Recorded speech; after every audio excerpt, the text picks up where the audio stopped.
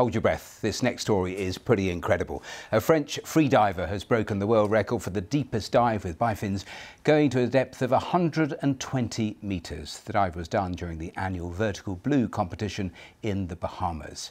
Just have a look at this. 3, 2, 1. Official top. Last 1, 2, 3, 4.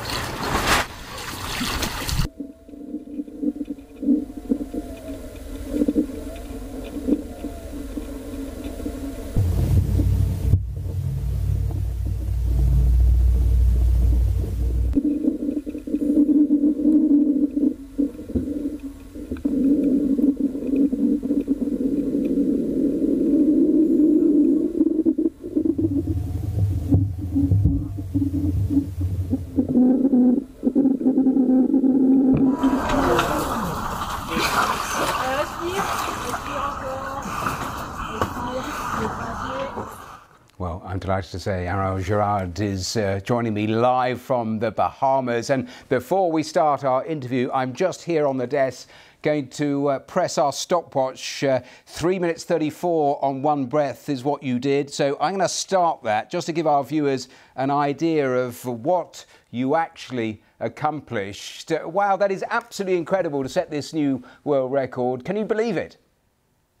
Yeah, it's difficult to believe because it's a mythic number and world record is ever on the story of our sport, but I really enjoyed this dive.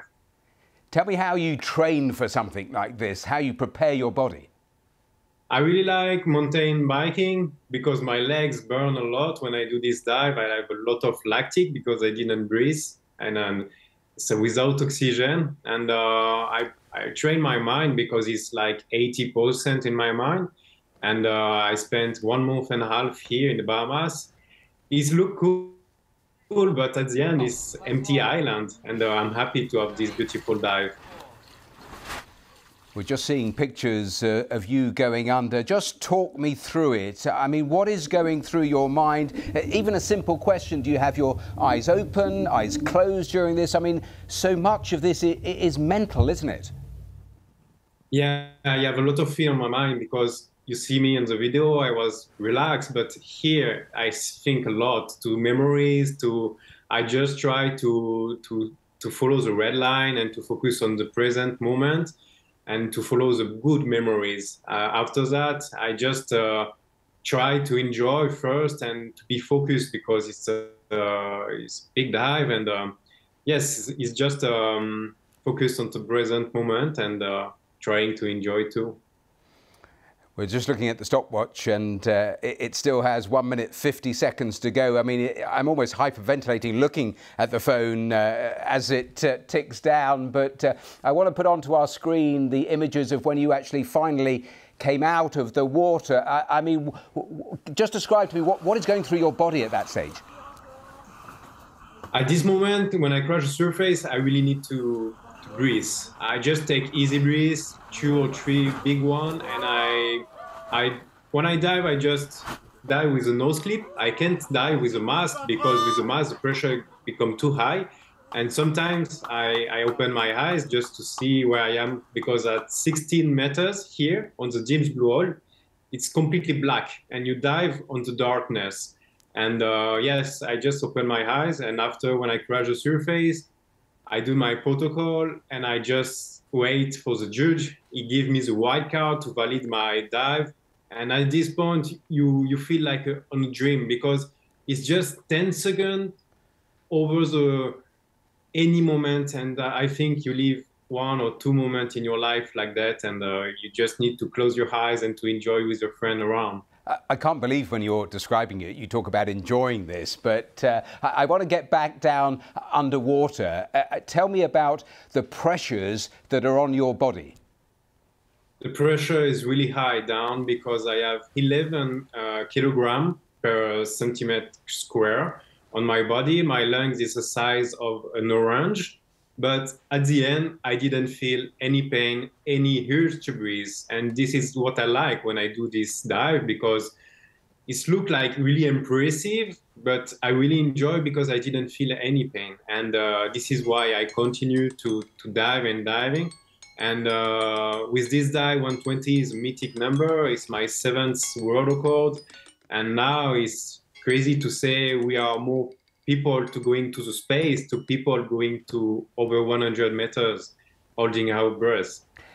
As you were doing that answer, you will have heard the phone tinkling. That is 3 minutes 34 for all of you people watching around the world. When I started that interview, I pressed the button. That is how long you were underwater with just that one breath. It is absolutely incredible when you see it drawn out like that. I mean, the risks, though, they are obvious. Take me through the obvious dangers that you have to prepare for to be able to navigate.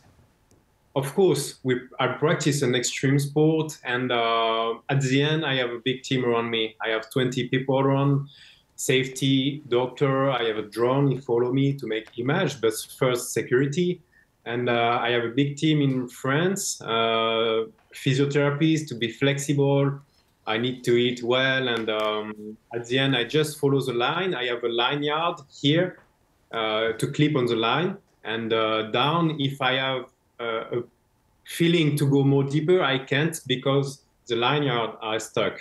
And we have a lot of security thing because, of course, we have a young sport, but now we are on the good way to practice our sport really well. Tell me two things.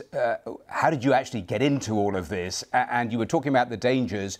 Presumably at different stages, it must have gone wrong at some stage in the past, has it? Yeah, in the past, we have the Big Blue movie, I think with Jacques Mayol generation. The freediver go with a weight and he come up with a balloon. It was a no-limit discipline. And we have a problem on this discipline because it was too much extreme and too much depend to the material. And now, after, in '96, my birthday, the team decide to just practice with a fin. I just swim down and swim up just with my legs, and it's more safer because you just depend to your body. And what age did you start doing this? I 7 years old in Marseille, in Calanque of Marseille, in south of France, with my dad. First, I was so scared because when you open the eyes on the sea, when you are 7, you imagine shark. You have a lot of imagination, but every weekend I come again. I was feeling more free than scared, feeling like Peter Pan flying the water. And at 16 years old, I decided to become freediver professional. I tried to do, and now we are. And it's more than sport for me because I was dyslexic when I was children, and I just follow my way to just enjoy my life every morning. I know we have run out of time, but it has been absolutely fascinating talking to you. You've broken the world record 7 times. I'm sure there's an 8th being planned already. Thank you so much for talking to us here on BBC News. Obviously, lots of training that is involved before somebody actually attempts something like that, but fantastic hearing him, how he actually